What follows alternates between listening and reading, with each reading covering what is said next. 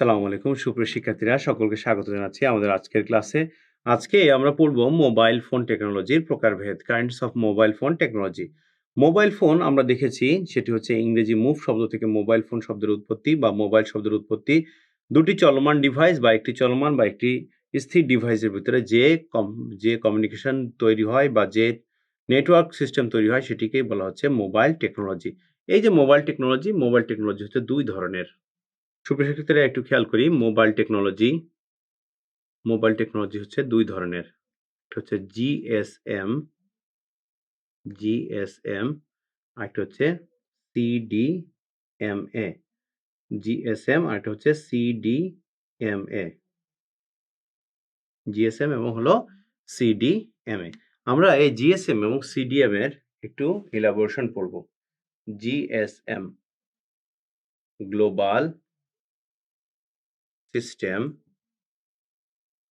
For mobile communication. Global system for mobile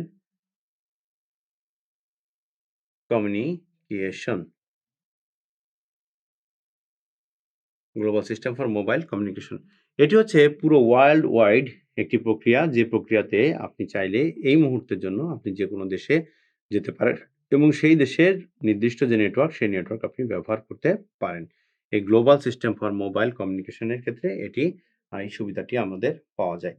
বাংলাদেশে গ্রামীণ phone, Banglalink, Robi, Airtel ও টেলিটক এই ধরনের সুবিধা দিয়ে থাকে। গ্রামীণ phone, Banglalink, Robi, Airtel, Teletalk এই ধরনের সুবিধা দিয়ে থাকে। সাপোজ আপনাকে ছোট্ট একটা উদাহরণ দিয়ে বোঝাচ্ছি। আপনার গ্রামীণ ফোনে একটি নাম্বার আছে, সেই নাম্বারটা নিয়ে আপনি শ্রীলঙ্কায় চলে গেলেন। অটোমেটিক শ্রীলঙ্কায় গেলে পরে আপনাকে তারা নেটওয়ার্ক প্রোভাইড করবে। এই যে সিস্টেম, এই সিস্টেমটা হচ্ছে global system for mobile communication. অর্থাৎ পুরো ওয়ার্ল্ড ওয়াইডই একটি কমিউনিকেশনের মাধ্যমে আপনার চলাফেরা করতে পারবেন। আপনি একটি সিমের মাধ্যমেই বা একটি মাইক্রোচিপের মাধ্যমেই আপনি মোবাইল নেটওয়ার্ক সুবিধা পেয়ে যাবেন। এই যে জিএসএম এর দুটি গুরুত্বপূর্ণ সেবা হচ্ছে এসএমএস এবং এমএমএস। এসএমএস হচ্ছে short message service, short message service. আর এই যে এমএমএস হচ্ছে মাল্টি মিডিয়া মেসেজ সার্ভিস। এই যে এসএমএস এর মাধ্যমে টেক্সট লেখা যায়,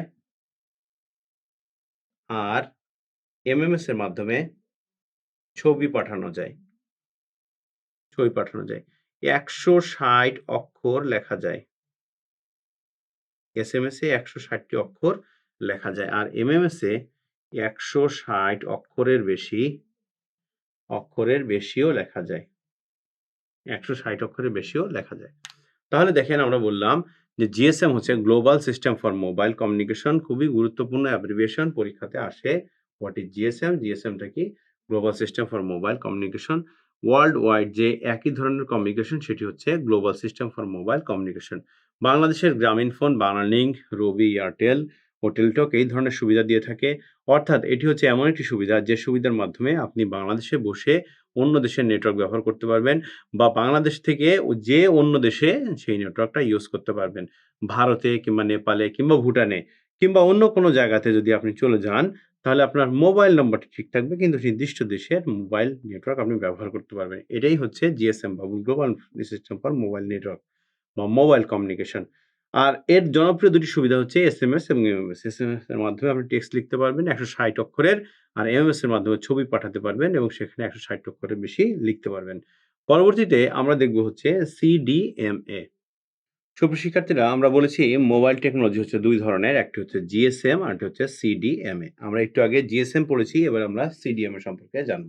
CDMA, code division multiple access. CDMA, code division multiple access.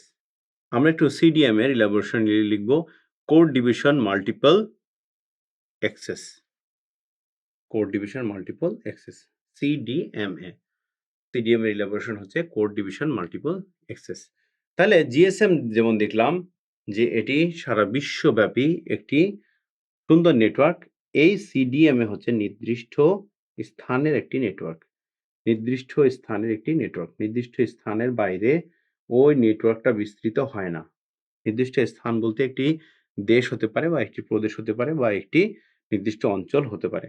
এটা হচ্ছে নির্দিষ্ট অঞ্চলের একটি নেটওয়ার্ক। তাহলে আমরা লিখব নির্দিষ্ট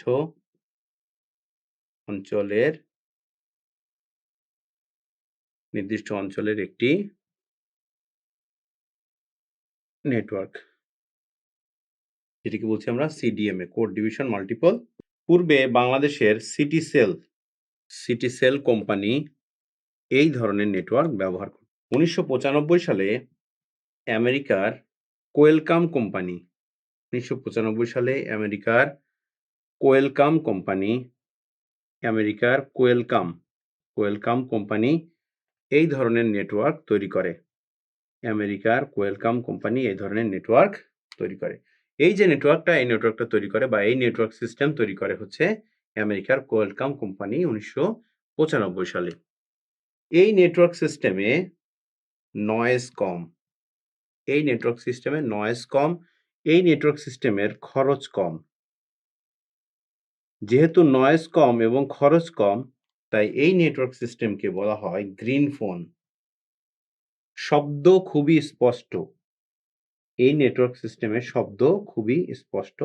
নয়েজ ফ্রি শব্দ পাওয়া যায় এবং শব্দ খুবই স্পষ্ট হয়ে থাকে। সাধারণত সিডিএম এর জন্য একটি মাইক্রোচিপ ব্যবহৃত হয় যার নাম হচ্ছে রিম। সিডিএম এর জন্য যে মাইক্রোচিপ ব্যবহৃত হয় তার নাম হচ্ছে রিম, রিমুভাল ইউজার আইডেন্টিফিকেশন মডিউল। আর এই জিএসএম এর জন্য যেটি ব্যবহৃত হয় তার নাম হচ্ছে সিম। তাহলে জিএসএম এ ব্যবহৃত হয় হলো সিম আর সিডিএম এতে ব্যবহৃত হয় রিম। তাহলে আমরা মোবাইল টেকনোলজি দেখলাম দুই প্রকার, একটি হচ্ছে জিএসএম আর হলো সিডিএম এ।